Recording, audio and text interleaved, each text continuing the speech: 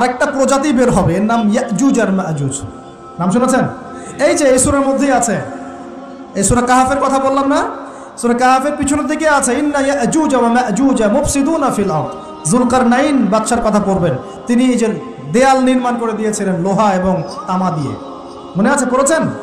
আচ্ছা, এই ইয়াজুজ আর মাজুজ যখন বের হবে পৃথিবীর পানি খেয়ে শেষ করে ফেলে দিবে। এর এত বেশি হিংস্র হবে যে এদের সাথে লড়াই করার মতো ক্ষমতা কোনো মানুষেরই থাকবে না। এমনকি ঈসা আলাইহিস সালামেরও নয়।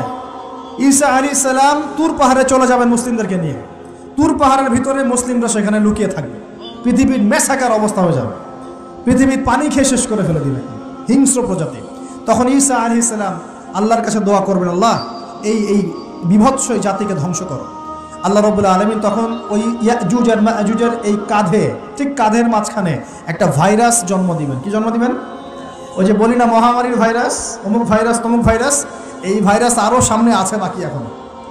ওই ভাইরাসে, ওই পোকায়, ওই ব্যাকটেরিয়া বা যেটাই হোক আল্লাহ পাক যাই দিবেন, এতে করে ইয়াজুজ আর মাজুজের পুরো প্রজাতি ধপ ধপ ধপ ধপ করে মারা যাবে। মানে এটা ছোঁয়াচে রোগ হবে। কি রোগ হবে?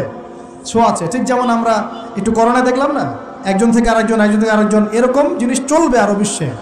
আর এখনকার নতুন রিসার্চ হচ্ছে ওই সাইবেরিয়া অঞ্চলের যে বরফগুলো আছে না, ওর নিচে এই 1 লাখ বছর, 1.5 লাখ বছর, 2 লাখ বছর আগের ভাইরাসগুলো নতুন করে জায়গা শুরু করেছে এখন। হ্যাঁ, এগুলো বিজ্ঞানীরা বলছেন যে এগুলো আবার কোন দিন জানি পৃথিবীতে আত্মপ্রকাশ করা শুরু হয়। সব কিছুই ঘটবে। বিশ্বটার খুব রহস্য আছে, বিশ্বটার অনেক রহস্য আছে। আল্লাহ পাক এগুলো খেলার ছলে সৃষ্টি করেন নাই, পরীক্ষা। লিয়াবলুয়াকুম আইয়ুকুম আহসানু আমালা, আল্লাহ পাক বলেছেন। এরপরে ইয়াজুজ আর মাজুজের সব প্রজাতি মারা যাবে। নবীজি বলছেন জমিনে কোনো জায়গায় ফাঁকা থাকবে না, সমস্ত জায়গাতেই ওদের দেহ পড়ে থাকে। আল্লাহু আকবার।